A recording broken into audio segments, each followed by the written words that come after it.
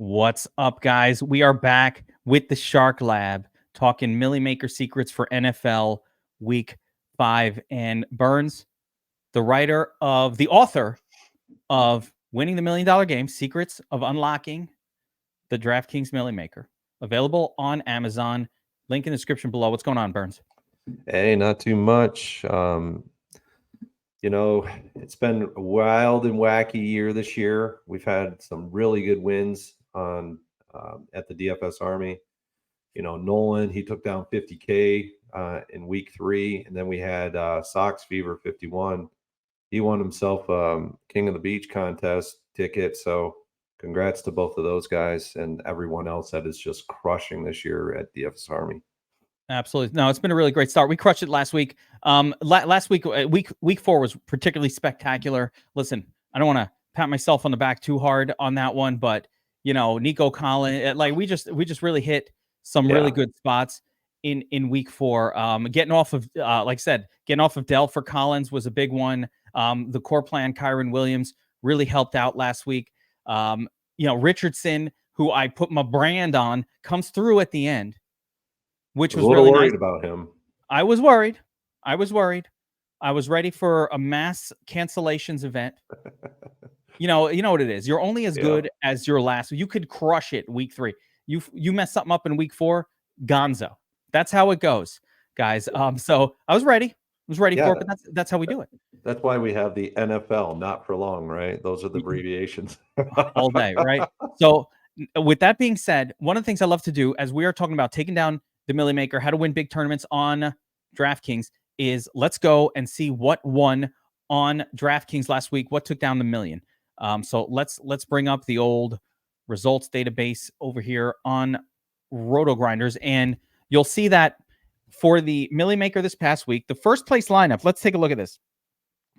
Oh my goodness, I can't even believe what I'm seeing. Oh yeah, it does have Diggs. So I was like, wait, Diggs isn't in this? Josh Allen to Stephon Diggs in a stack, right? Christian McCaffrey, who was a core play. Khalil Herbert, who was in my best lineup as well. Really good play this past week. Great matchup. Nico Collins, my guy. And then a little chalk here in Thielen and Freiermuth that failed. But I think the craziest play in this lineup and what made it deserving, Chargers defense was core play for me as well. So, I mean, I like it when I look at this and I've got like my core play, like core on Chargers defense, like 5 or 6. This is why a lot of us did so well. But the key to this lineup was Michael Wilson, with a 26.6. So that's what made this one work. I don't know if you can hear the cat screaming in the background, but she's very agitated. Hang on a second. Yeah, so Wilson was the key last week, Burns. But here's what I found really interesting. Number 1, once again, do we have a bring back from Miami? No. It's just a single stack, Josh Allen to Stephon Diggs, and that continues to be a theme this year. I have a whole theory about single stacks and why it continues to work, but that's the theme this year. No bring back, no game stack. This says game stack, actually? No, it's just the QB +1. Why does it say game stack? Because this tool is not very good, but okay. And then again, a bunch of core plays. But here's what I found interesting, Burns. As you look through the top 10 lineups, the quarterback changes. There's no consistency at QB this week. You could have done it any number of ways. Here's a Stroud Tank Dell who tanked. Nico Collins double stack. So Stroud, Collins, Dell. But in this case, he got Cole Kmet in there, which was a key. You needed him at tight end to really be, in the game. And of course, Dallas defense was also. Anytime you get a 27-pointer on your defense at a low ownership, you're going to get some leverage there. And of course, Devon Achan. Yeah, and Cole Kmet was, he was a guy that we were talking about a lot last week too, as a potential stack partner with Fields, probably the best stack partner with Fields, and he actually was the best stack partner if you go by value. I'm surprised at how low the scores are in the Millie Maker this week, all things considered. Yeah, they've been pretty low except for the 1 week. I think it was week 3. It exploded. We had pretty close to 300 points. But it's been pretty low scoring relative to prior years.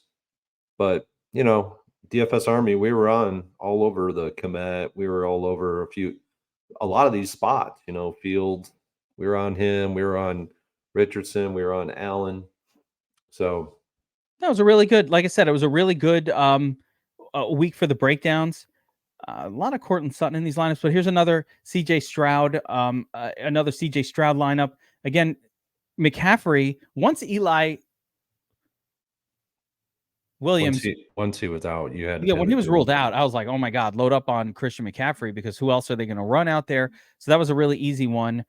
Devon, again, he did it the week before. It was going to be a smash game, or it was a plus matchup for Miami running game, as we noticed from the power ranking sheet that we have. And so it just made sense to play some of him and Mostert. It was Devon who worked out well. And Nico Collins was just like, let's get off of Dell this week and switch it up.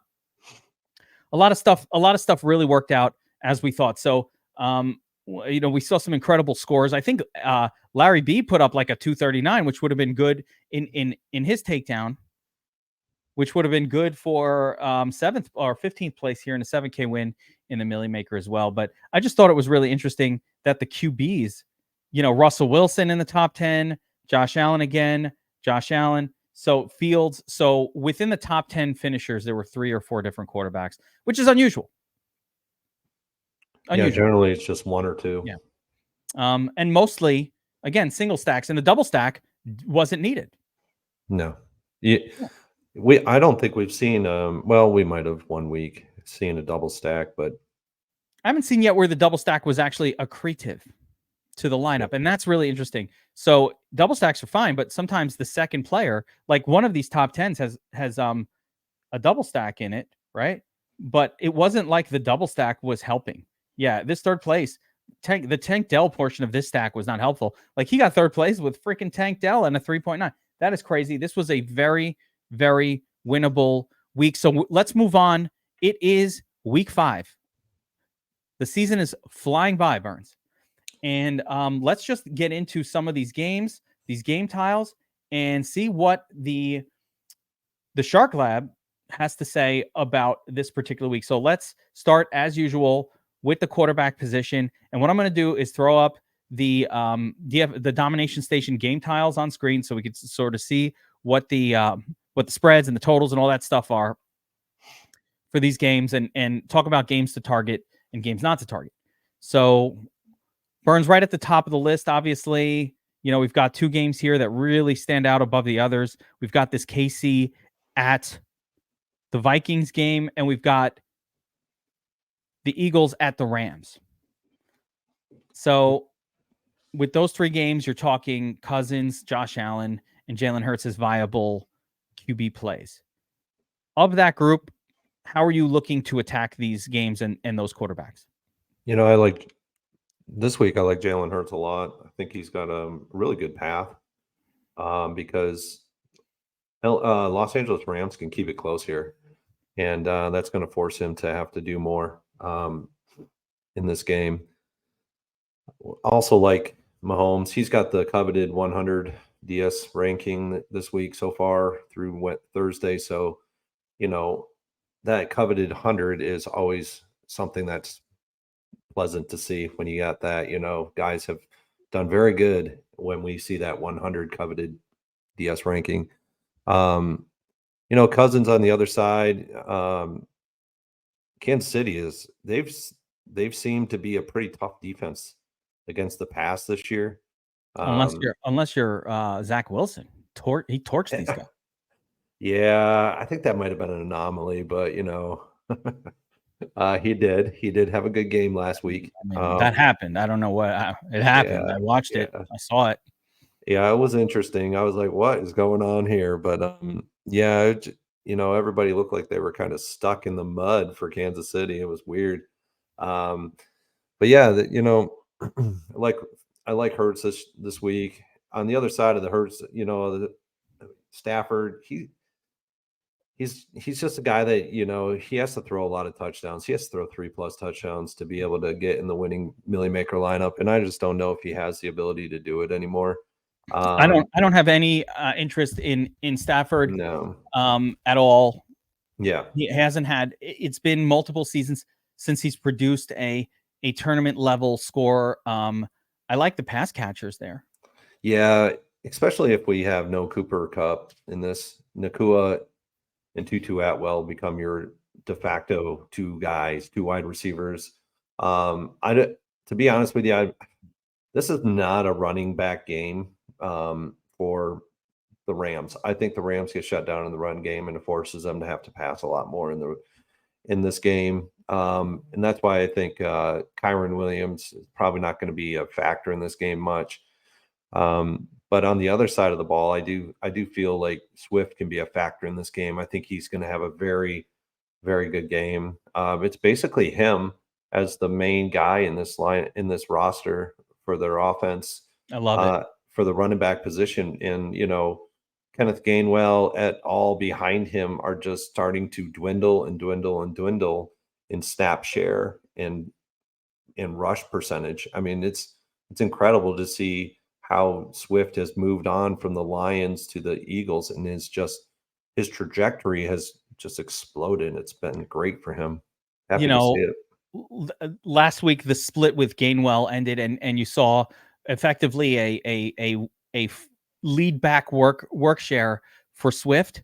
To back up some of your points here, take a look at the statsational power ranking sheet over on the Sharp app, where there he's crediting Eagles, and listen, the Eagles are always going to have high rushing yards because of Hurts, but 167 yards on the ground projected for the Eagles. But the real gross number is only 66 yards on the ground projected for the Rams. A little bit of that is going to be noise from before Kyron took over, and they were kind of like not sure what to do at the running back position. And I still don't mind Kyron in terms of getting a running back who gets 100% of the touches. Always has some value, especially in a high total game. I don't care what the defense is or what they do or any of that. But that being said, he's getting pricey. He's getting pricey. And, he's up at the level where we don't just need an effective volume in this game. We need a really good game. He's already 7K. So we're looking at 28 fantasy points to make value against his salary level. So there's that. That's a lot of points for him to put up. I mean, he had 30 points in week 3 where, he had to get 2 touchdowns to get there. I just don't see it this week where he's going to have to put up a lot to get there. Yeah. Even more than 30. Here are the numbers. The ranking sheet does very much like the passing game for the Rams, with a projected 312 passing yards, which is one of the better passing projections on this entire slate. Okay. Interesting. Yeah. Apparently you could throw on the Eagles this season. Yeah, actually you can. The Eagles have not been as good as you would think they have been from a passing perspective, defensing the pass. So I can see Stafford and company doing some damage here. I do like Nakua the best, especially if Cooper Kupp doesn't come back. Nakua is your ultimate number 1 in this lineup. And then follow that would be Tutu Atwell, and then you probably have Higbee as a distant third. But yeah, Nakua he is doing really great things this year, and it's kind of going to be weird to see how the things mold together when Cooper Kupp comes back. It'll be interesting for sure. Nakua. It means no worries. All right. Sorry. I'll stop with that. All right. So with those games being covered, obviously Hurts a really good spot. We want to stack last week. Actually, it's funny that it wasn't in the top 10, but Hurts to AJ Brown was also an elite lineup last week. If you had it, no one even came close to the nuts, by the way, which could have scored probably over 300 last week. So another good game for Hurts last week, but a great game for AJ Brown. I don't think in this matchup, AJ Brown, Devontae Smith, I don't know. I don't care. Swift is now involved more than than in the running game than what we've seen in the past. I actually think the involvement of Swift and sort of the elevation of the running game for the Eagles has muted Jalen Hurts' ceiling just a smidge. I feel like the last couple of years, they just didn't have much going on in the running game. So it was a lot of Hurts doing it all. And I think we're seeing a little bit of that effect, not too much, but a little bit of that ceiling being pulled down just a little bit. Let's talk about Kirk Cousins, because we didn't really focus on that Vikings Chiefs game too much. I think Mahomes is a great play. I have some theories, though, and I want to run them by you. Mahomes is going to be a great play, but again, he's very difficult to stack. And I almost think that you can run Mahomes out naked this week and just maybe do that. Yeah. I know we haven't seen a ton of. So I have a theory that Mahomes just maybe Mahomes rarely shows up. Like, he hasn't shown up in a tournament winning lineup yet this season, and he rarely does, because we tend to want to stack our players, and you can't. I think Mahomes is almost unstackable. It's either Kelsey or just run him naked. As a matter of fact, I'd almost rather stack him with pieces from the Viking side. And on the flip side of that game, I have a theory about Kirk Cousins. You ready for this? I've been thinking about Kirk Cousins, and I think that when you start to pair him up with Justin Jefferson, it gets wildly expensive, and it's quite a difficult pairing. But here's my theory. Jefferson has a pretty good game, puts up like a 27. Okay. Not good enough to win you the tournament. It's too much. It's too expensive. But if let's say Jefferson is putting up like a 36 plus, that probably means that Hawkinson isn't making value as the tight end.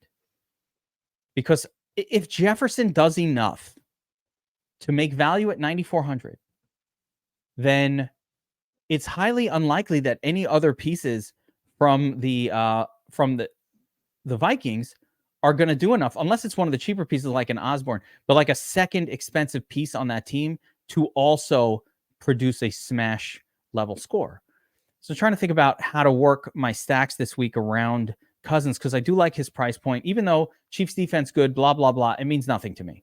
The only thing that matters is, the Vikings have been very good. They're at home, so they're more likely than not to play competent and at least make a game of this, right? They could win, but they'll certainly likely to make a game. And the Vikings don't have the kind of running game that you can lean on heavy in a game like this. So it's, passing scoring is going to be how it goes. So I think that the best stack this week, with Cousins, is probably Addison. And the reason I think is because, like, if Addison is popping off, you're probably going to get, that means that Justin Jefferson's probably still having a good game. Maybe he didn't do enough to justify 9,400. He had a good game. He got 27, got a touchdown, 100 yards, whatever, but not even that, not good enough. But Addison pops off, and that's how Cousins is pulled up, or Addison and Hawkinson, like some other combination. And that's how Cousins is pulled up into a mathematically good enough score to win a tournament. So if Jefferson is in my lineup, then I want to use Cousins for sure. I will. Mm-hmm.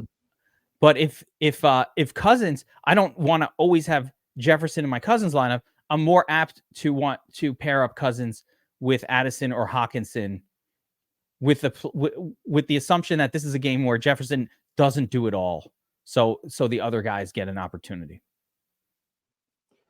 Yeah, that's something that we have to pretty much look at every week, right? Jefferson is such a good player, and he's becoming more and more difficult to stack with Cousins because of the price. I mean, it's 16,000, just about 16,000 plus to stack those two together, whereas it's like 11, 12 for Addison and about 12, 13 for Hawkinson to single just QB +1. So, it's with Jefferson, it's becoming nearly impossible to stack him anymore. He's getting to the point where he's getting more and more difficult to even play in lineups where he can be value. Yeah, I mean, cash games aside, the additional caveat here is, as we get deeper in the season, weeks 1, 2, and 3, we were able to pick out 3K players that were smash spots, and multiples of them. We had Thielen, and we had the Tank Dell week, and the Thielen underpriced week, and there's been a few of those. Most weeks, more than one. They're getting fewer and fewer.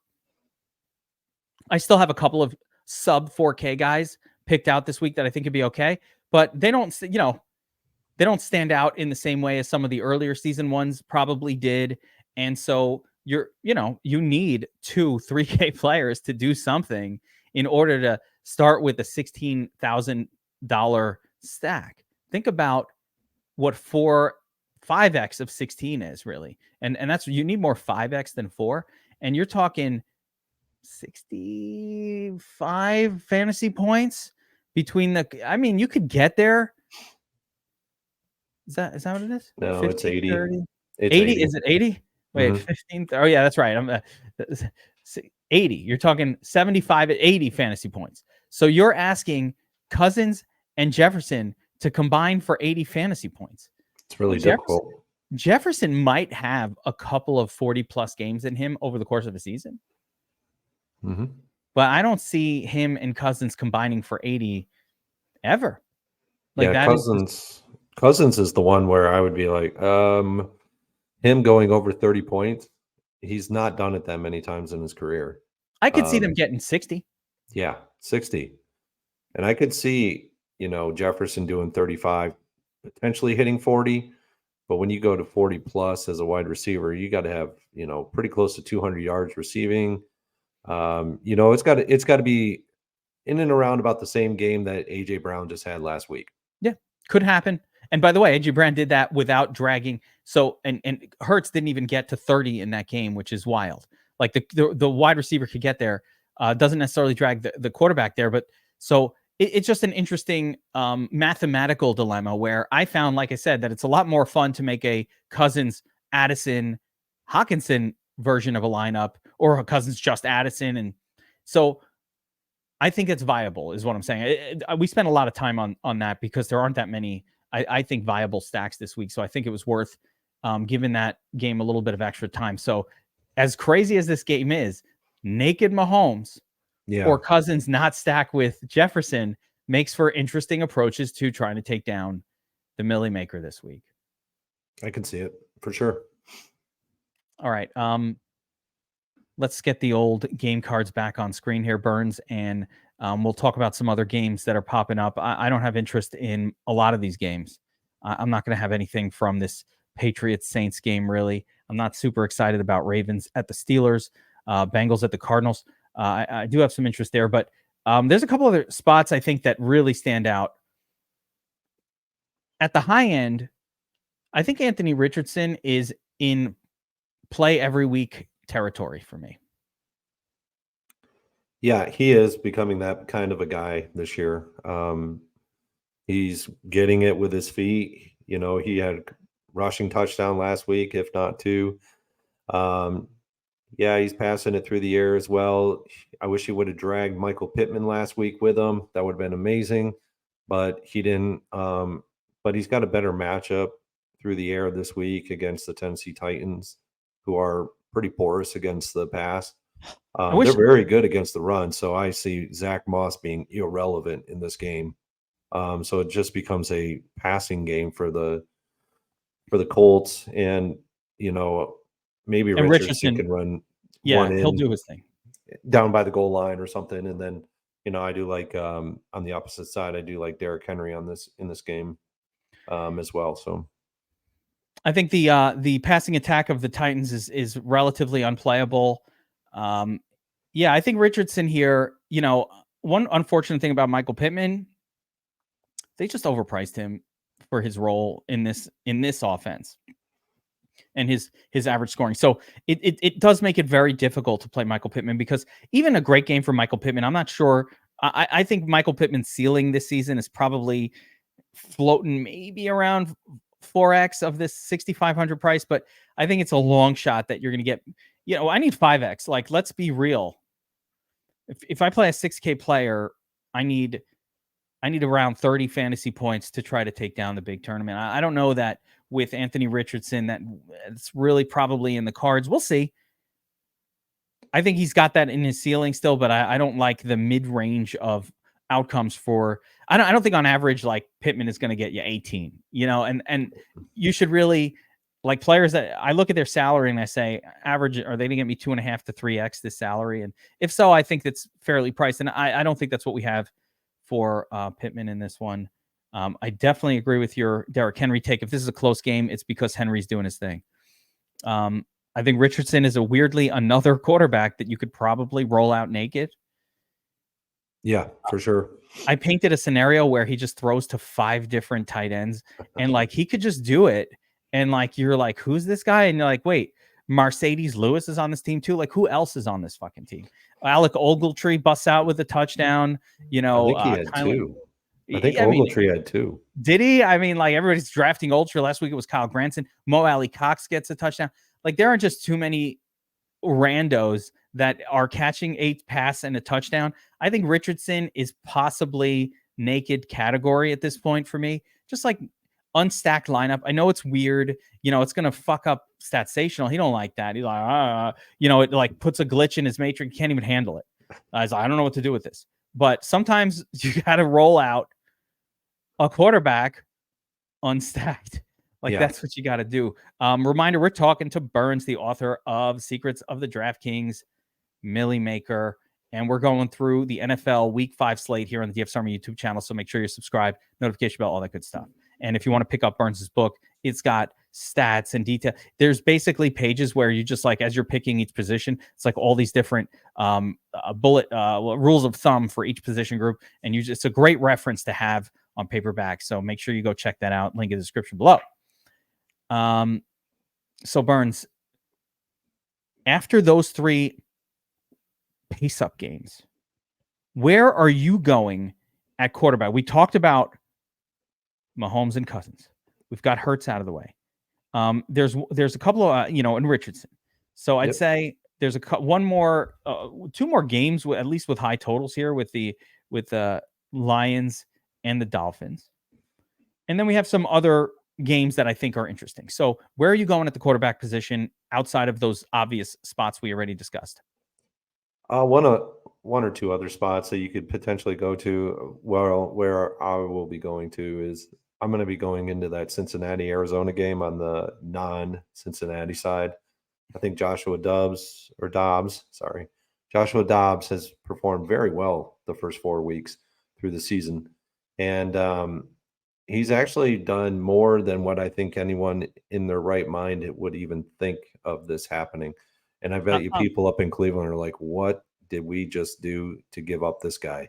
I have to tell you, Burns, so in my notes this week, I write that, in the preseason, I was actually having this discussion with Cislowski on one of our fantasy football shows.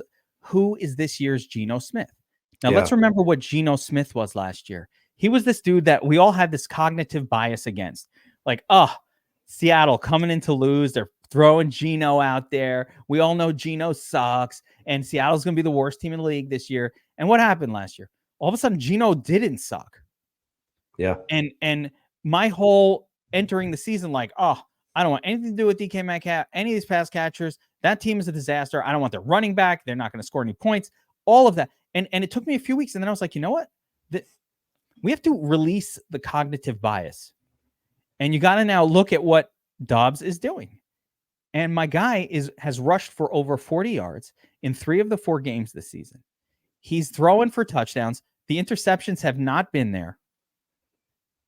I think Dobbs is playing competent QB right now. Will that continue? I don't know. But he's playing competent QB at the moment. He is. And I'm glad to see it. I like seeing guys like this come out of nowhere, and all of a sudden now you have a new wrinkle that you have to put into play.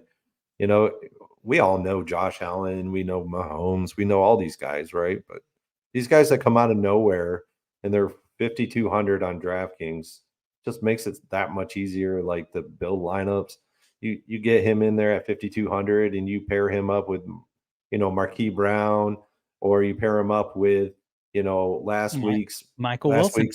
Not just last week. Michael Wilson has been doing it, right? He's been doing it. Week 2, I think, as well. And so you pair him up with like these types of guys. Marquis is at 5,000. That's where he needs to be. Michael Wilson, they didn't they didn't blow up his salary. He's still under 3.7 4K. 3.7K Michael Wilson. I want to talk about the power of a cheap quarterback, because the leverage power of a cheap quarterback, I think, is more than people understand. For a lot of years, Burns, my sort of thing was, let me play the cheaper running backs, and if I fall onto the right one, that will lead to tournament victories, which it has over the years. The problem with doing that approach, of course, is, in cash games and whatever, in if you're trying to min cash, that's not a great way to do it. You want to just get those studly guys in there. But when you're trying to take down tournaments, the leverage you get from the 5K, or last week, for example, my big finish was with Khalil Herbert, a sub 5K running back putting up 25. The reason that's so powerful is because that gives you a 5 or 6x salary, where a guy like Bijan at 8K, 8, 16, 24, he hasn't even hit 32.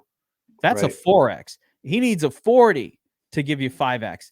We saw a 5x from Christian McCaffrey last week, but it took the game of the year from Christian McCaffrey to do it at that price. More often than not, those guys are good cash game or small tournament, don't need a 250, but can get by with like a 190 type approach, right? So yeah. And I'm glad you prefaced it that way, because a lot of people believe that, these guys just have to go out there and get you 3x. Well, to win the Millie Maker, he had to put up 51 points to pay off his salary to win you a Millie Maker last week. Granted, if you didn't have him, you weren't going to win, but he was that guy. He wasn't even in every single top 10 Millie Maker lineup. That's how. So the metric, the way this works, and the numbers. So at 5K, in order to deliver a 5x performance, Josh Dobbs needs to put up 25. That puts you on pace for a 250 on DraftKings, right? Now he's averaging about that, right? He's averaging like 22. So especially if you wipe out week 1, where it was kind of like, he just added, he just joined the team like days before, or not long before that. So the guy's averaging close to 5x this salary already. If he has any sort of a pop game, he's getting you 6x. I mean, if he's in the upper 20s, you're gold. And for any quarterback that's running for 40 to 50 yards a game, has the potential to get a high 20s type of score. I mean, shit, we've seen a high 20 score this year from freaking, some really shitty quarterbacks. Like I think Zach Wilson did something like that last week. So like anybody can kind of do that. Yeah, I mean, even in week 4, the guy that won the Millie Maker, he had Goff in his lineup, and he didn't even score 20 DraftKings points, and he had him. But it's the way that he molded Goff with Laporta. He didn't have Amon-Ra, so he didn't go for that high price WR1, and it made a lot of sense. It actually turned out to be like $10,000 combined salary, because Laporta was 4K. And Goff was like 6,000 or 6,500. Effectively, in that lineup, Laporta made up for the fact that Goff didn't deliver. But here's the math on. So if you're listening to this thinking, what are you, stupid? Why would I play Dobbs when Mahomes is in the game of the week? Right? Mahomes has to score 40. That's it. That's the reasoning. I'm winning if Dobbs gets me 20. So Dobbs at 3,000 less than Mahomes. Let's do the math, right? Mm-hmm. He's 3,000 less than Mahomes. So if we're looking at points per dollar value, that 3,000, that represents 3 points. We want to hit that times 5. So 15 fantasy points is my buffer between the 8K Mahomes / Hurts, or the 5K Dobbs / one other 5K guy, which I am hesitant. I want you to say the name because I refuse. So with that being said, a 25 from Dobbs is equal to a 40 from Mahomes or Hurts. So now let's sit here and discuss what's more likely to happen. Am I more likely to get a 40 from Mahomes or Hurts, or am I more likely to get a 25 out of Dobbs or some other 5K-ish range quarterback? Yeah, you're more likely to get it from the guy that's lower salaried than you are the guy that's higher salaried. And another thing is that with these high salaried guys, just look who you have to stack with. With Mahomes, you have to stack with Kelsey. That's the mainstay stack in that lineup. And then on the Hurts side, you have AJ Brown, who's $8,000. He's got to score another 40 DraftKings points to pay off his salary. And then you got Devonta Smith, who's only $500 less. So he's got to do in and around, 35 to 40 as well. So it's a very difficult proposition in your lineups to pay off this value that you need to win. And that's why we're seeing more and more guys in the winning Millie Maker lineups outside of Josh Allen last week, where they're 5,000-6,000 salary quarterbacks. CJ Stroud's been pretty much dancing around the Millie Maker nuts all season long as well. He's been hanging out at 5. Now they raised up his salary this week, and it's less exciting. But when you have these guys coming in that low 5s, it's just such a strong advantage over trying to pay an 8K guy.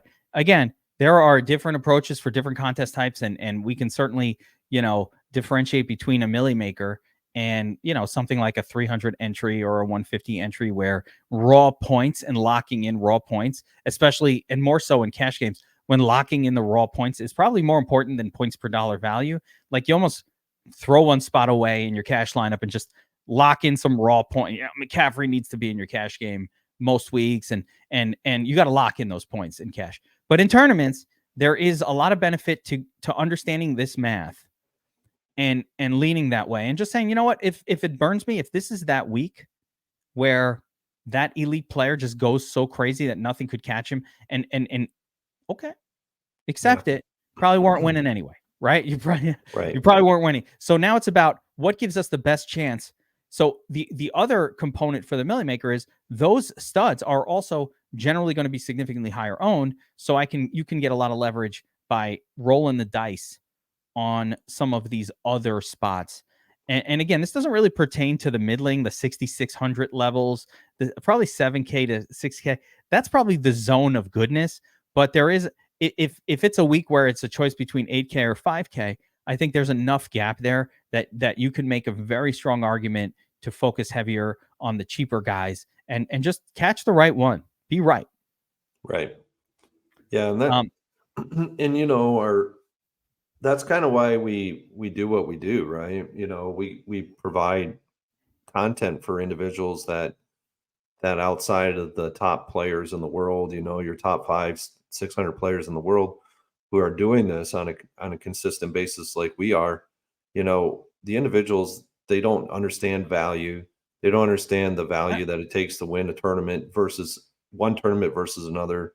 So I don't know that anybody doesn't. I don't assume that anybody does or doesn't understand anything. I don't assume that. I like to point it out because for me personally, it helps my ears to hear the math behind it. That's why I say these things out loud. That's why I think them through. Listen, I don't see myself different from anybody else who's watching this. Yeah, I'm trying to figure out. We have to go through it because, like I went through it in the book, I took the way I approached the book was I wanted to make sure that how I wrote it was, I didn't assume that anybody knew anything about anything. And so I wanted to make sure that by providing it in that format, it helped you to understand those intricacies within the book. And so that's kind of how I approach it, every week. Like, it's a different puzzle every week. I don't know what's going to happen every week. We make educated choices based off of our research, but we also understand value. We know a single entry 100 player contest is going to be a lot different than we play a 2,000 contest, 20,000 contests, and 200,000 contests. Each one is variance. Absolutely. It's through the roof variance as you get higher and higher in entrances. And so understanding value, like Mahomes, he's going to be a part of your player pool in those contests, but maybe a lower salaried guy is going to do it for you instead of Mahomes. I don't know. Absolutely. So let's continue on through this quarterback position. We talked about CJ Stroud as a potential pay down option. Any other pay down options here? Mitch Trubisky is supposed to be stepping in for the Ravens. Yeah, For the Steelers. it's a very interesting dynamic with him. He's a better quarterback than Pickett by a long shot. Um, Trubisky is actually, when he was with the Bears, he actually was in a winning Millie Maker lineup way back in the day.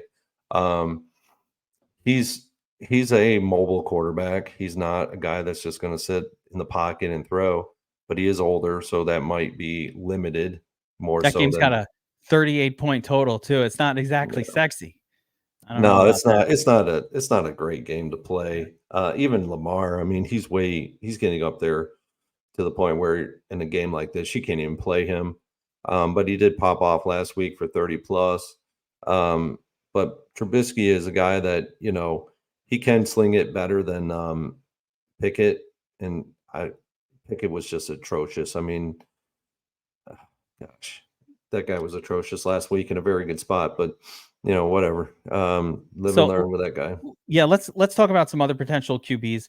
Um, I'm seeing one name that is popping on the value chart here on the optimizer as I sort by value, and it's a scary one, but Danny Dimes.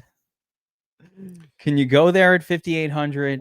I think another one that I've identified, and another scary one, is probably Zach Milson going up against the league worst Broncos defense right now. They are by far the worst defense in the NFL. I don't know that this is a Wilson smash spot as much as it is a Jets running game and defense smash spot, but you never know there. So any other names? CJ Stroud, I guess, now getting priced up a little bit. Any other QBs that the Shark Lab is pointing towards for Week 5? Well, I mean, Danny Dimes. The problem with Danny Dimes is that his offensive line has not been very good this year. He popped off last year in similar spots like this, and he burned. If you didn't have him, he burned you.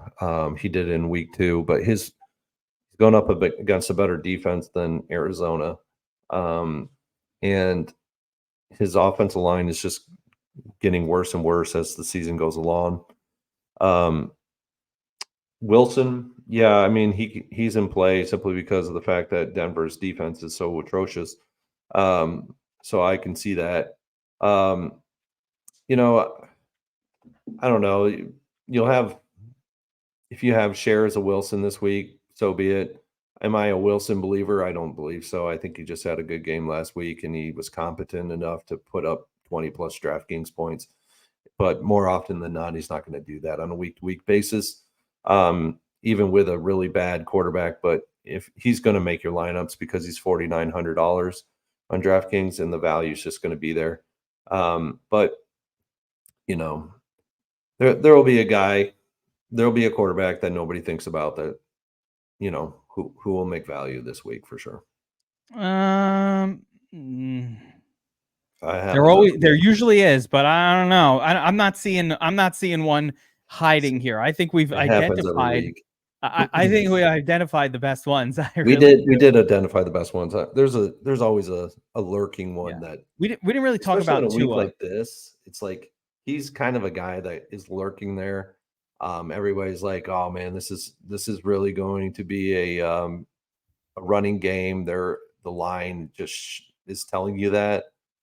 I could see him throwing to Waddle for a couple of touchdowns, and then they go to the run in the second half, and him and Waddle make value in the first half.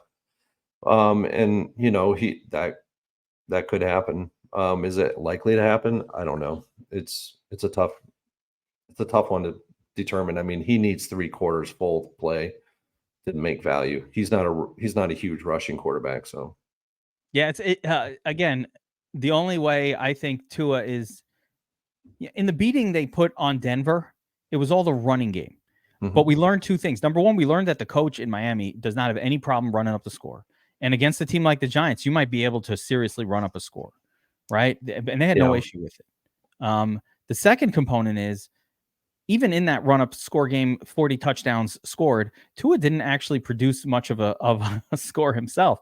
Like, he got like a 25, which was fine. But, considering how many points the team scored, you noted that they just went run heavy. So that's certainly a risk, but I don't think they're going to need him. It's more of a I don't think the Giants will be able to resist all that much. Like Yeah, the Giants defense should not be able to do much to hold down Miami. and the Giants defense isn't terrible. They're actually fairly competent. It's just that game last that game on Monday night when I was watching it, and it really was all the offensive line. It was really bad. It Um, wasn't. Listen, that's excuses. I refuse to accept. Yes, the offensive line was terrible, but if you're if you're Daniel Jones, you need to get the ball out fast. If you know that's the case, or be gone, and you can't just sit there. He was hesitant. I saw him mhm. hesitate Yeah. multiple times. I saw him unaware of the passer. I'm not allowing that to be just the offensive line. There are other issues there, and the quarterback's confidence is an issue at times with that team. And he just, it's on the coaching staff Oh, in a lot of ways. it's all around Yeah, bad. there are. I don't want to assign that just to the offensive line. There are problems in that game that I think that team can correct. But Miami's a better defense than than Seattle. Like, come on. So Seattle was one of the worst. What was so disturbing about Monday was Seattle's had like 2 sacks on the year. They are not a good defense. So yikes when the Giants face a good defense, but it could have just been one of those games. But yeah, I think outside of the QBs that we discussed, I don't really have anybody. I don't think I'm going to have Daniel Jones in my pool, and I'm not going to go with Burrow this week. So that's out for me. I'm just gonna say, you know what? Show me first, Joe Burrow. I'm not going to be suckered Well, he's anymore. still hurt, so Yeah, I'm just not going to be suckered into like, is this the week? I'm not going to guess it. I have to see it before I roster him going forward.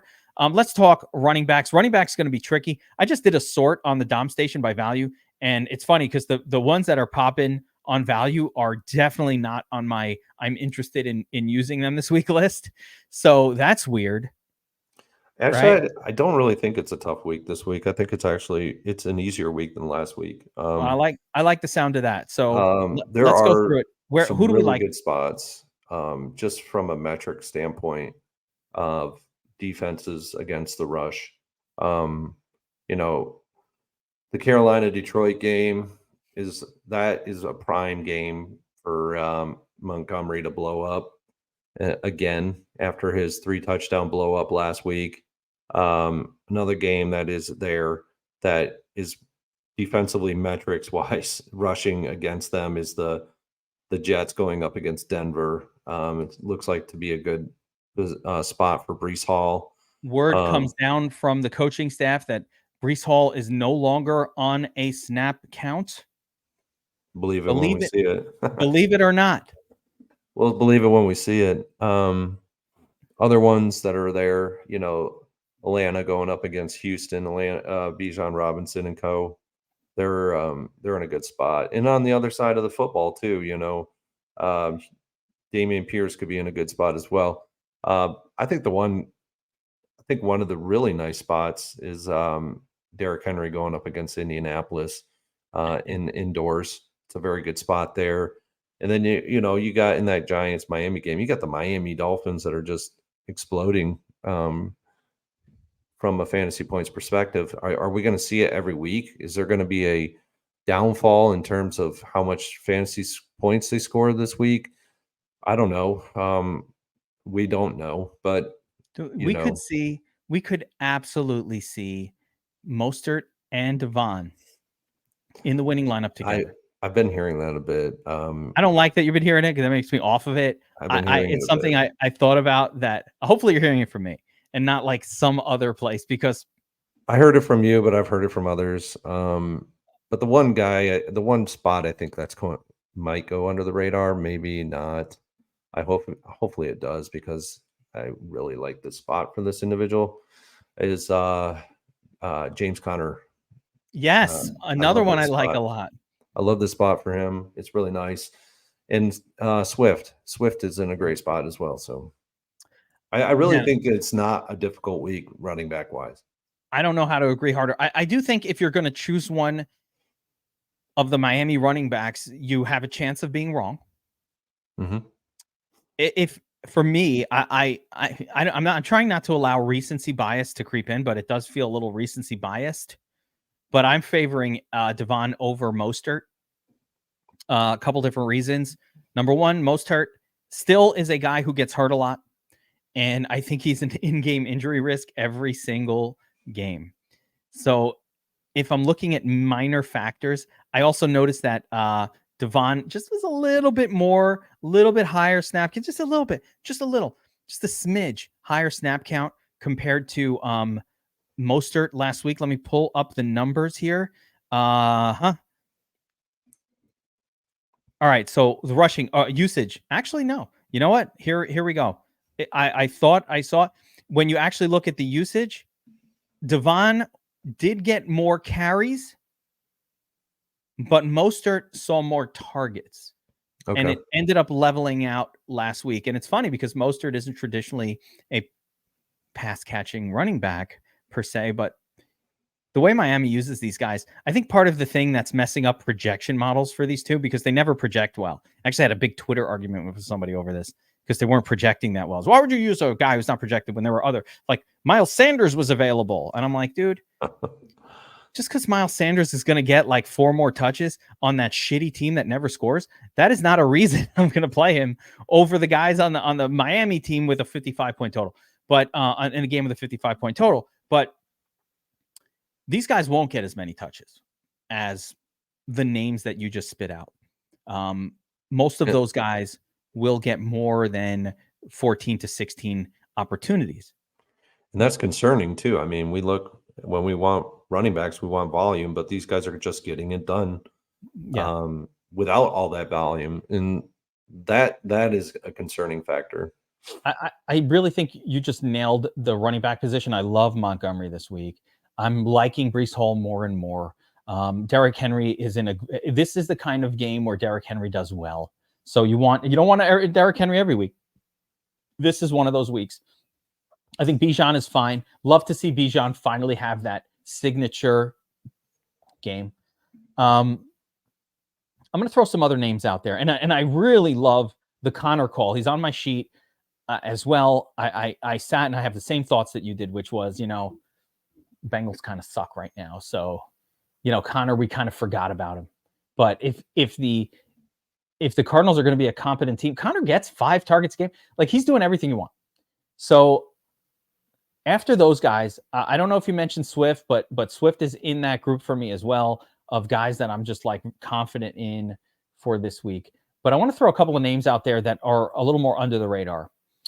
First is the primary one really for me is Joe Mixon. Mm-hmm. I'm not a Joe Mixon guy Believer. at this point. No. But I also know that Joe Mixon will deliver a 50-point smash generally once a year. Now, that's a stupid thing to say in fairness, but he's done it that way for like 3 years in a row, where most of the season was pretty mid, and then there's the one game where he goes bananas. So I feel weird to leave him off. It is a very good matchup for Mixon, and his salary is at a supremely reasonable level for the usage that you get out of him. Is this the week that Joe Mixon does his pop-off needed to have him game? I mean, it's there. Arizona. Let me just check a couple of things here. Okay. If it was to be a week, this is probably going to be the week. Arizona is 31st against pass catching running backs. Joe Burrow, we talked about in the quarterback section. He's just injured. He's not Joe Burrow of last year that can just sling it to Chase and down the field. Higgins is out this week. You got Trent Irwin that's going to come in and play. You got Boyd. They really don't have a tight end. Irv Smith is probably still hurt. And Chase, he's just not getting the ball down the field. So now he's going to become pretty much like the de facto Carr situation that we saw last week with Alvin Kamara, where he was injured and all he could do was throw the ball down the, short passes to Kamara. That could actually be the case here again, like with Mixon. We could see. I don't know. Like who else is he dumping it off short to? The only other guy I could see is Boyd across the middle and out of the slot. But I mean, Boyd was going up against Tennessee, and they weren't very good last week against the pass, and they didn't he was great spot. They priced him up $400 more from last week, and you know, you're not going to get any much better than last week, and he dudded. Yeah. Just because they failed last week does not absolutely mean they're going to fail again here. No. But I agree with you. I do think that, I hate to say it, but I think Jamar Chase is still fine. Like, Jamar Chase is probably set for like 12 to 14 targets in this one. I don't know that they're going to be the best targets or anything, but I think that volume alone is more than enough to potentially to give Chase that floor ceiling combination that we want in tournaments. Regardless of if it works or not, I don't know. But regardless of that component, I think you could play Jamar Chase. His price is down significantly below the other studs. A lot of the other studs on the slate. So I think he's fine. Mixon is just a tough one. It's tough to pull that trigger. I like everybody else so much more. So it's tough to pull the trigger. I'm not super interested in Kamara, even though he's coming off a 14 target, 13 reception game. Although I would say the same about Kamara. Good chance he gets a lot more targets and a lot more receptions. And he certainly has the upside to pop off, because if you're throwing it to Alvin Kamara, he only needs to make one person miss a tackle, and he's already at 15 fantasy points. Like, he can get there so fast. Yeah. That cool, but he's definitely not somebody I want to build around. He'll be somebody that will make his way in like the 5 to 7% range in my MME, much more so than somebody I want as a featured part of my lineups this week. I think you mentioned everybody that I want as a featured lineups guy, and none of them are these other guys that we're talking about now. The only other one that I want to ask you about is Pacheco. Mm-hmm. Pacheco, slate breaker against an elite Jets rush defense last week. Was that just because Mahomes had been out partying with Hugh Jackman and Ryan Reynolds and Brittany and T-Swizz and the whole crew the night before? They couldn't get their shit right, and so they just had to run the football? Or are the Chiefs occasionally going to lean heavy on the run, because this is the same Chiefs offense that's been in place for like 7 years? We know this offense pretty well. I don't think it's going to change its philosophy all that quickly. Usually they use a lot of running backs. Do we need to account for Pacheco here, or can we just say, you know what, anomaly last week? No, these other guys all better spots. Why bother? Yeah, I'm trying to look at one thing. And obviously, I only mentioned him because I wanted to talk about Hugh Jackman and Ryan Reynolds and that whole story. Blake Lively is out in the club. You don't even know who Blake Lively is. That's how math you are. Burns doesn't even watch a show to know who Blake Lively is. Like, right now, you're staring at me. I guarantee you have no idea who that is. I only know her because I saw her in the images, but and she's married to Ryan Reynolds and stuff. I know who he is, but yeah, I've never seen. You don't know who Blake Lively is. I've never seen anything with her. She's all right. You're not a Gossip Girl fan? Nah, man. What were you watching in the 2000s, bro? Come 2000s? Oh shit. Gossip Girl. It was not that. I never watched that shit. Wasn't that? Okay. No, I don't even remember in the 2000s. Man, I was in early 2000s. House. I see you watching that. No. Early 2000s, I was at Ohio State, so I wasn't really. I don't know what the fuck I was watching. All right, don't worry about it. I was watching a keg, is what I was watching. Yeah, probably. That's what you're supposed to be watching at Ohio State. Nice. Watching the keg and watching us beat the crap out of Michigan every year. There it is. So, actually, to be honest with you, I'm not sure if it's a Pacheco week this week. I was on the train of Jarrett McKinnon a couple weeks back, and he put up a really nice fantasy score for a guy that was 4,500. I mean, people were not even close to being on him. Could this be another week? Minnesota's not all that great. They're middling against pass catching running backs.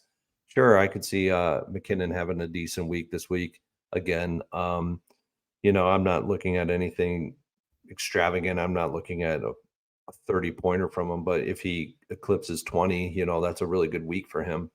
I'm not sure if it's a Pacheco week again. So I feel that. All right, let's move on. Let's talk about, and that's it for me at running back. Did we miss anybody? Is there a sneaky running back that we missed, or do you want to talk some wide receivers? No, I think we got it. I would like say that Bijan is probably in a really good spot here. I just hope that they give him the volume that he Bijan needs to get there. So Bijan with the coveted 100 ranking. That is as good as it gets, ladies and gentlemen. When you look at DFS Army's optimizer domination station, sign up at DFS Army, promo code Geek, 10% off. But when you're using the optimizer and you sort by rating, this is normally going to put you on the better plays. And really, one of the reasons I mentioned Mixon is because he is popping up here in the ratings model. yeah, And of course, Derrick Henry's there, and then there's some other names here that I don't know about. I guess Ramondre. You know what? Somebody I wasn't looking at. I guess I have to address it. Ramondre's popping. yeah, I saw that too. Not really sure why, but yeah, he's popping. Me neither. I don't know. We'll mention it briefly here in case he goes off. Everybody will have that memory nugget. But beyond that, no, he's not somebody who I was on this week, particularly. And I'm seeing Zeke Elliott get more carries and whatnot. But don't forget about Dre. Nowadays, everybody wants to talk like they got something to say. But that offense is another offense that is just they're going in the wrong direction. Mac Jones got pulled for Bailey Zappi last week. It's just going in the wrong direction, and I don't know. Is he worth putting in your lineups? Maybe. I don't know. You want to hear something crazy, Burns?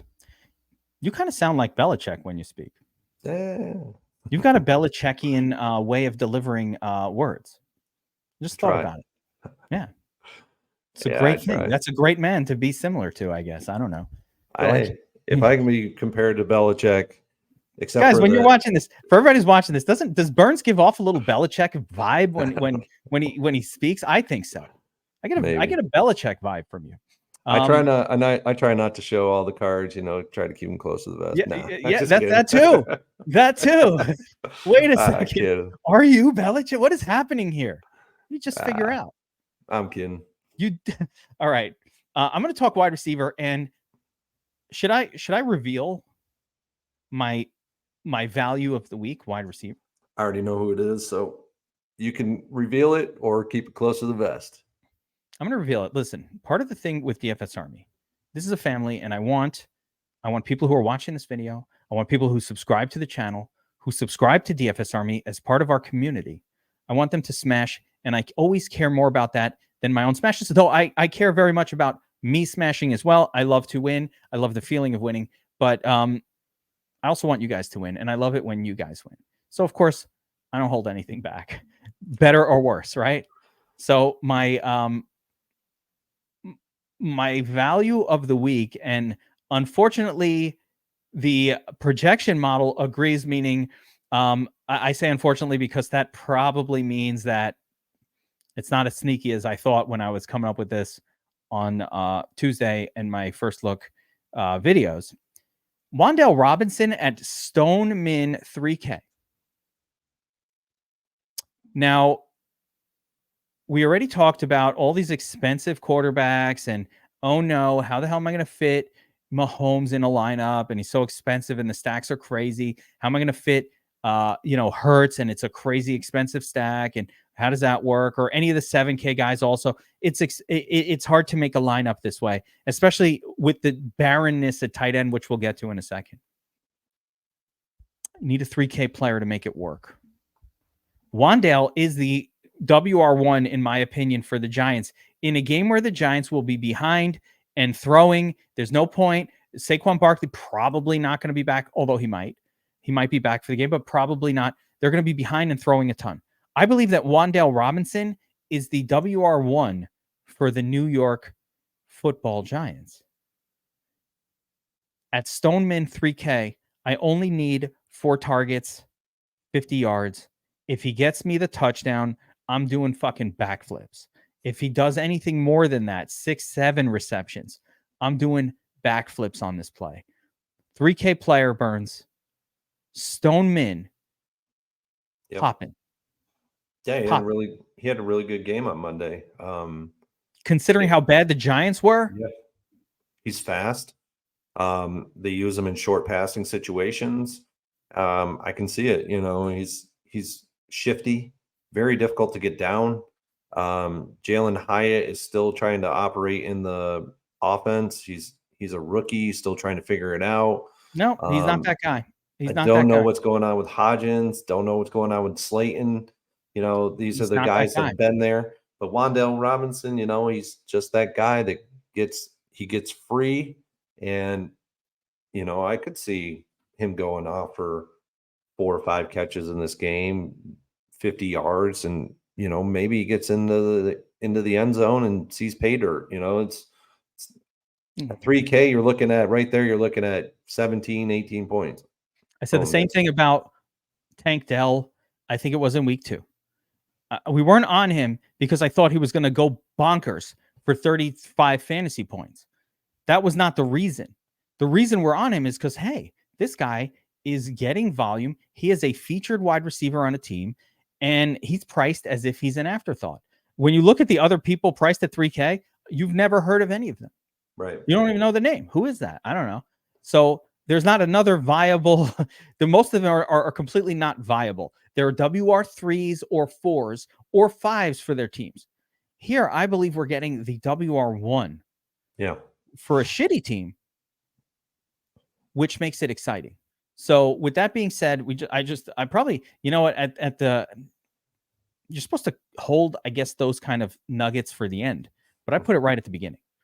So, I do have another sub 3K player that I love as well, which we'll talk about when we get to that section. But let's just do a brief overview of wide receiver. I really want to actually get to tight end, which I love the Shark Lab takes on. But is there anything at wide receiver outside of our usual sort of QB wide receiver stacks at the top? Hey, Justin Jefferson, 100 rating, great. Tyreek Hill, if that game pops off, it's not like stand out for me because they might not need him, but he can always go off. Cooper Kupp is not showing a Q tab. I don't know what the fuck that's about. I don't even know if he's going to play. I don't know what that's about, to be quite honest. Brown and Smith are really just stacked with Hurts guys for me most weeks. Puka looking good. How are we looking at the high end here? It's just stackable. Or I don't know that I want to play too many of these guys as standalone plays, but what do you think of this group as a whole? Yeah, I mean, it's Jefferson's in a pretty good spot. Reek's in a good spot. Like you said, I actually like. I kind of like Waddle more in that game to pop off a little bit more than Reek. You're going to save $1,500 off of Reek. Does Tua Um, need to feed his guy like, hey, all right, Jalen, it's yeah, time? you're right. I'm not on Amon Ra this week. That might be a mistake. A lot of people, I've been hearing that they're not on Amon Ra this week. They're not on the passing game. They're more on the running game in that Detroit game. That could be a mistake this week. Jamar, he's always in a great spot.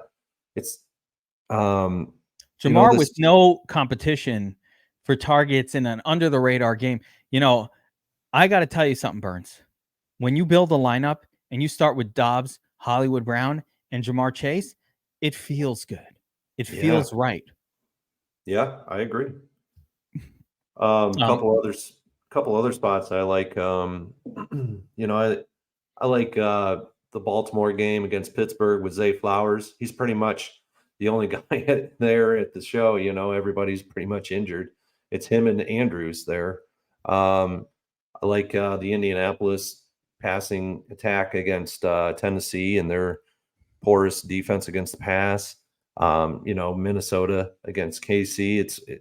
KC's been a pretty good defense this year against the pass. We'll see how that game filters out. Does it meet the total points in this game? The 52.5, 53.5 point total. We'll see. Another game is that Cincinnati Arizona game on both sides of that ball there. I also like, the Jets. Garrett Wilson this week. He's popping, a little bit. Could be a really good week for him this week. Could be a 25, 30 pointer. Garrett is absolutely weirdly in play, although I kind of almost want to mainly use him in some Milson stacks as opposed to, it's hard to trust a guy like that. But when you look at the Jets team, they're going to throw to him, a lot, Yeah. double digit every single game, regardless. And oh my God, if Milson has turned around his career and starts looking competent, Man, I want to be there for it, even though I don't believe in it. I want to be there for it. I don't believe in it, but I want to be there for it. Um, I'm just gonna roll through sort of the mid level here.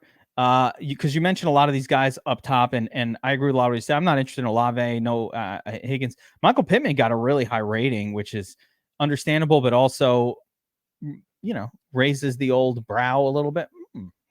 Things that make you right. So interested, but down here. So initially, I really liked Zay Flowers in this particular matchup against the Steelers. I still kind of like him, but I'm not sure what to expect from the Ravens. Just in a blowout scenario where that favors the running game, where I think some of the other shitty wide receivers that they have are coming back. The Odells and Batemans might be back for this game. I still think Zay Flowers is by far the best of them, so he's interesting for me at this price. I'm not interested in Cortland Sutton here. Jordan Addison, Yeah. one of my favorite sneaky. Is it sneaky? Yes, 1.6% owned. I love this play. He's coming off effectively a shitty game, but that was just how that game went last week for the Vikings. This is a whole different world, a whole different matchup. I really love Jordan Addison here. It's a really good spot. Tutu Atwell's okay. What about George Pickens with potentially Trubisky at the helm? Yeah, with Trubisky, it makes it a much better play than it would have been with Pickett. Pickett is just not showcasing himself as a good quarterback in the NFL right now.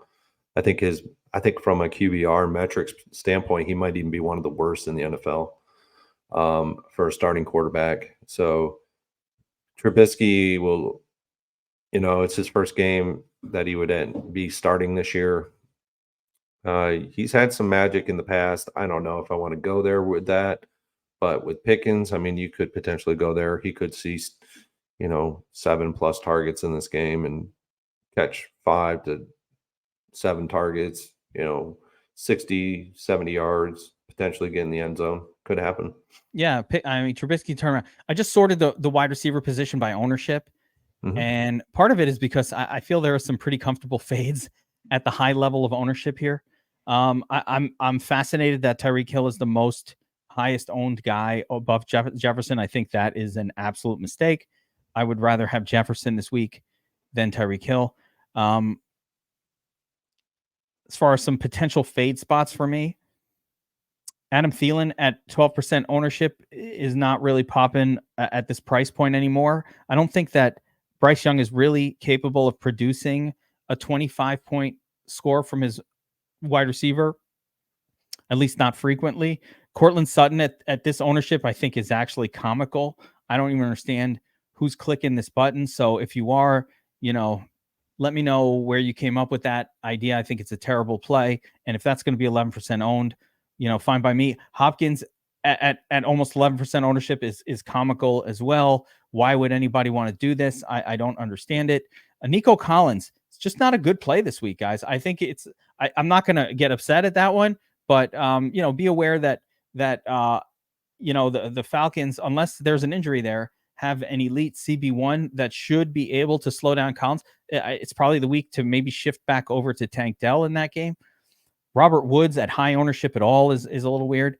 Although I don't actually hate it as much this week, but that's it for the high owned guys, right? So I think there's some clear cut ownership spots that don't really match up well to the matchups.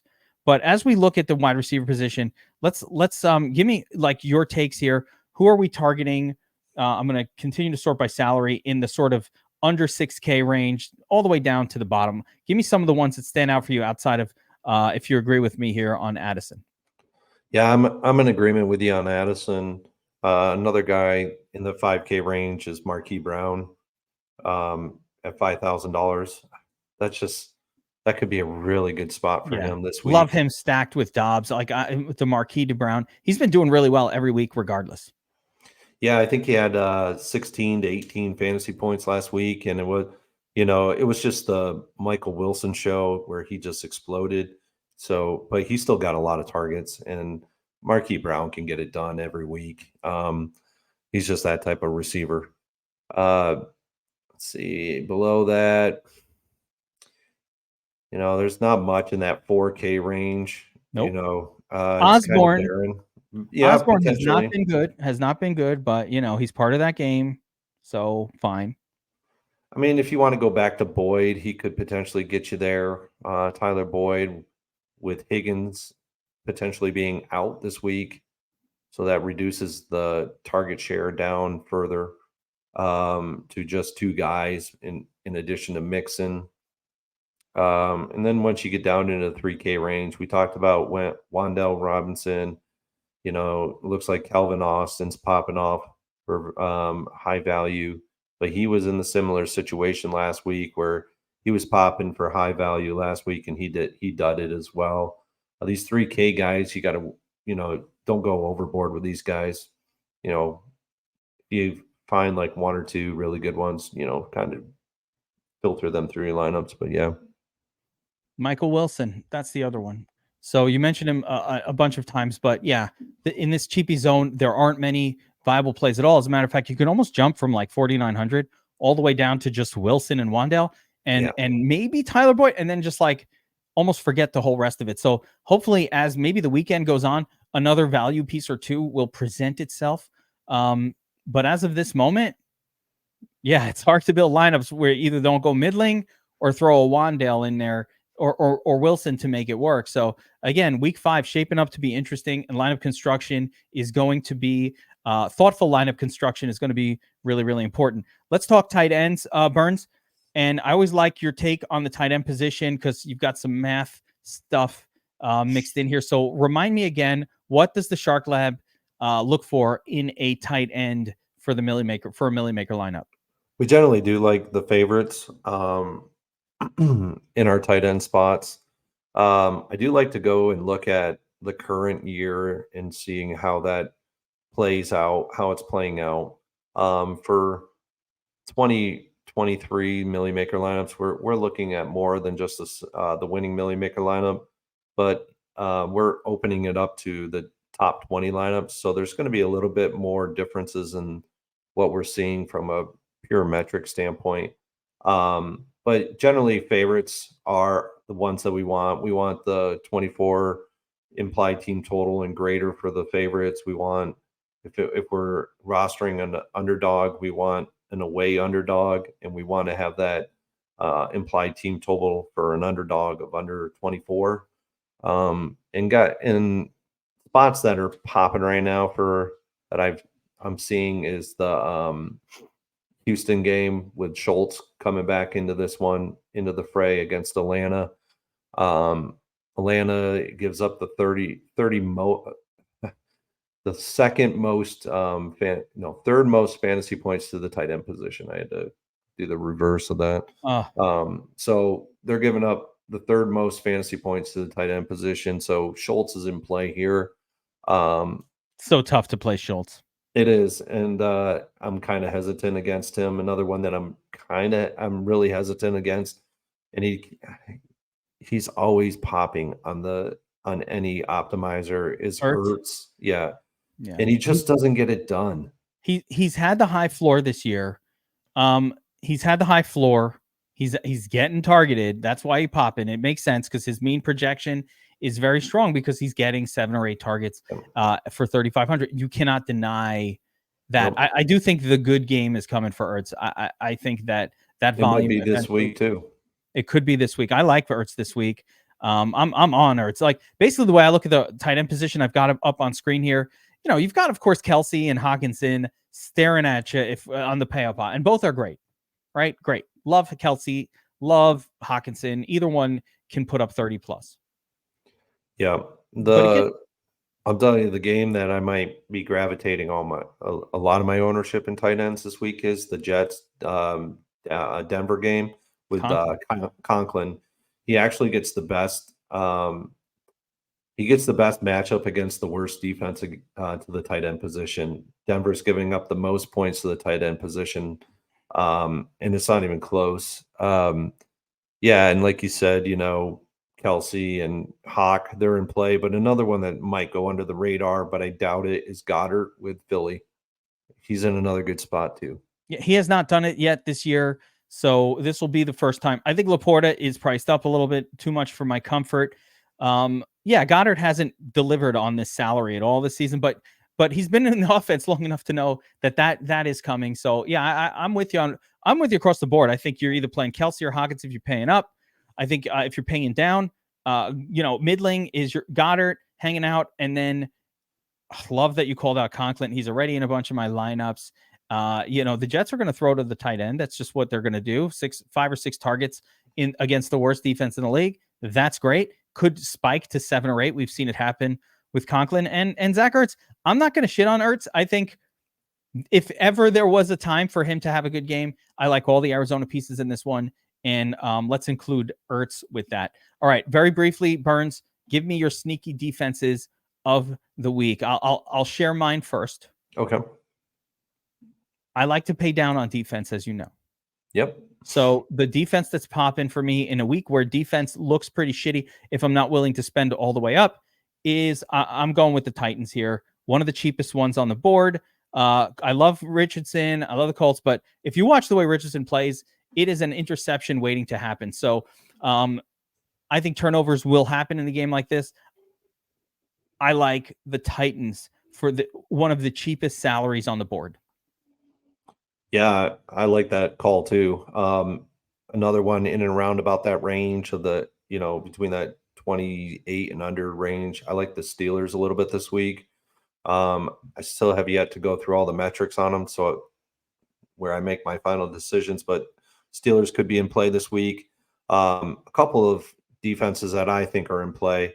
I think the Colts are in play. They're a very good defense this week. Another one that's in play is the Patriots. Just don't know what's going on with Carr. That arm. Oh man, you could play the Patriots. The Carr is not right, and the Patriots are about. So one of the things I talked about in my early week was Belichick will know this, and he will game plan for this assumption. You don't want to go in against Belichick if you're not 100%. Exactly, and I just think he's injured. He's just not at his best. And another one, that I like is the Jets going into Denver. I really like that, just that overall feel of the Jets going in there. Denver's just not been getting it done on both sides of the ball. Like they've been kind of sluggish on the offense, and Russell Wilson, he's getting older. He's prone to throwing interceptions. So and like the Jets are good. The Jets are a very, very, very good defense. Mix in some Dolphins in that, and I think you've got it covered across the board here. I was going to say them, and I think they're a good defense this week. I think they're going to garner a lot of ownership, though. It looks like my sneaky defense is the highest owned, so it's not that sneaky. Just sorted by projected ownership, and it's Titans. Looks like Colts and Dolphins are right up there. So we're Broncos, interesting and probably fascinating as well. So ownership for the defenses is pretty spread out here, though. I don't know if I'd call anything below like these top. I don't even know if I'd call any of them chalky. So. But it looks like Titans will be the highest owned for good reason. I think the Titans make a lot of sense. Just punt it away, take the cheap one, get your 6 or 7, move on, and score elsewhere. So, Burns, that's going to wrap it up for this week's Shark Lab show.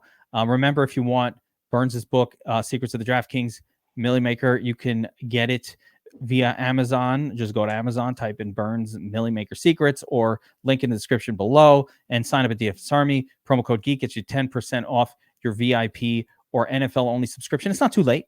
We got monthly, we got weekly, we got everything going here at DFS Army. Check it out. There's a free month offer on the website. If right at the top of the website, then I'll show it to you right up here. You got a free month offer. You could click on that. Can you? Oh, you can't see my cursor.